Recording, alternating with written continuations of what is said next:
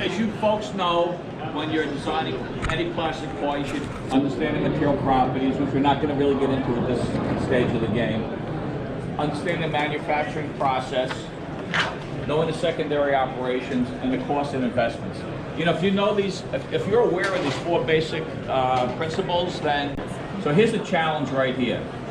And I brought a sample along and I have CAD files, because to understand this from a two-dimensional image is not easy.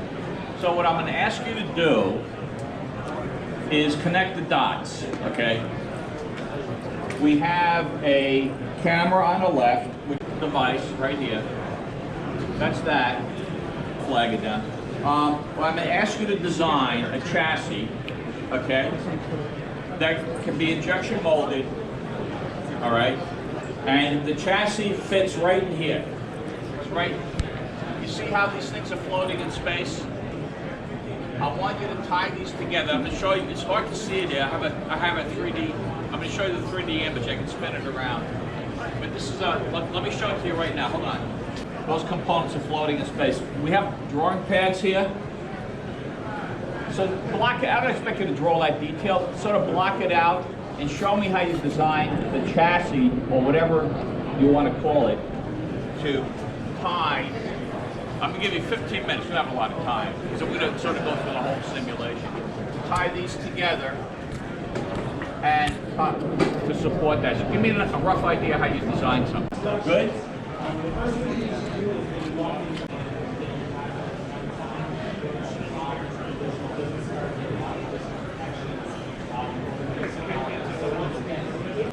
These two surfaces, you're holding these three things to that. That's it. That's all it is.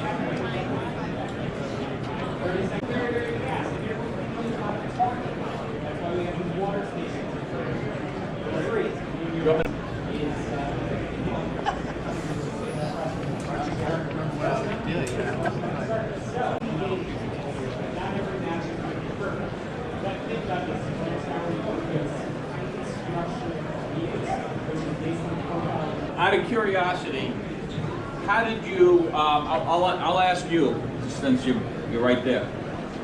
When you were trying to tie all those elements together, what was going through your mind? Were you trying to, what were you focusing on? What was your initial focus? Well, the first one was what kind of features can I latch onto on those different elements to create parts that can bring everything together, and then two was the moldability of the parts themselves. So let me see what you did. I don't think I got the whole design framework, because I have a Well, shell that comes that's over the okay. It top. doesn't matter. Show me. So I basically decided you can either have a shell that comes over the top and bottom, or over the left and right. Oh, so you're sides. thinking of a shell. Okay. Yeah, What yeah. about I you? did the same thing. I was thinking of the overall shell and the Oh, so you're thinking of a shell. Interesting. What about you? I thought it had to be like multiple parts like you did, where it's going to have the back piece, it's going to have to have a separate piece, and then eventually it's going to have an outer molding. But this is one part. Right. Then Yeah. the pink in the back is another, right? Yeah, but that's was the already part there. we're connecting to. Oh, gotcha. Yeah. This is the only piece that we're talking about. Okay. There's only. I kind of did that. Yeah, I see that. Yeah, that's good. All right, so now that you've done that, all right, so now we're going to abstract that part. Hold on.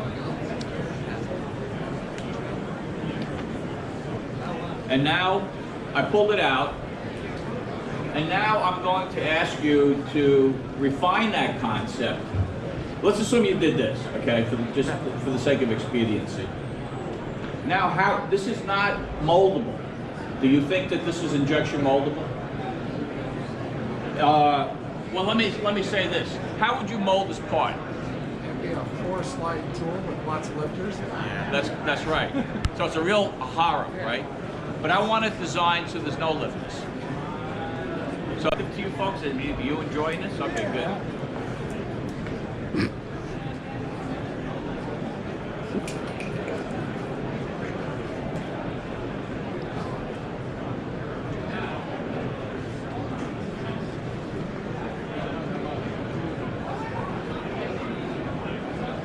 So now we can rotate this around.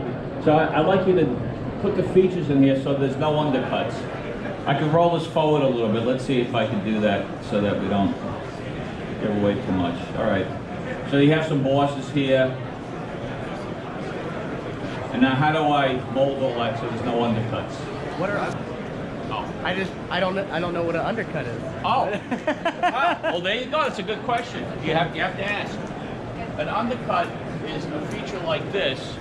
Imagine if this is imagine if you had metal around this. You poured metal around this part. Okay.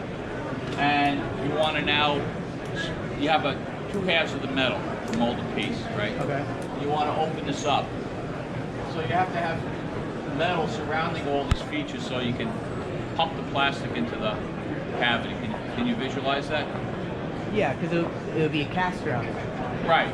So now if you're going to open this, and you have metal behind here, how do You're you... be able to pull it off. That's right. Okay. That's an undercut. Okay. They hold the, they attach to the front bezel. So I'm not going to go any further than that. Have you have any answers over there, or are you all sort of contemplating? I'm trying to push you along because we only have... No, we're good. You solved it? No. No, I want you to do it. Yeah, it's a pass-through core. Explain what that is, because some of the... It's basically where any of the undercuts you have that are flat like that, you can come up through the core side with a piece of steel to make the shut off of the cavity so you don't have to have a lift. So it's just basically I'll drawing show you that one steel here. up in. I just can't draw it. Let's say you have something that looks like this, okay? And you have, there's a cross section, okay? Right, that's what you have right now, right? Let's assume that this is all steel. Now you can see that you can't open it up, right? It's locked, right? But if you punch a hole through here and you bring a piece of steel up from the other direction,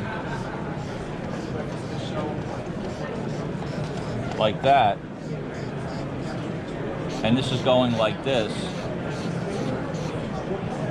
that piece of steel reaches up and it molds this feature. Do you understand? Yes. That's called a bypass. That All right. piece would come out with it. No, this piece, if I drew this, I'll draw it in 3 dimensions. You have a piece of steel.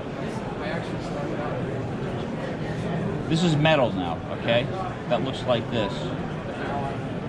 It's reaching through all, here's the, let's say here's the plastic, right? This is the plastic. This is steel. I'll draw the other piece of plastic that we're trying to form.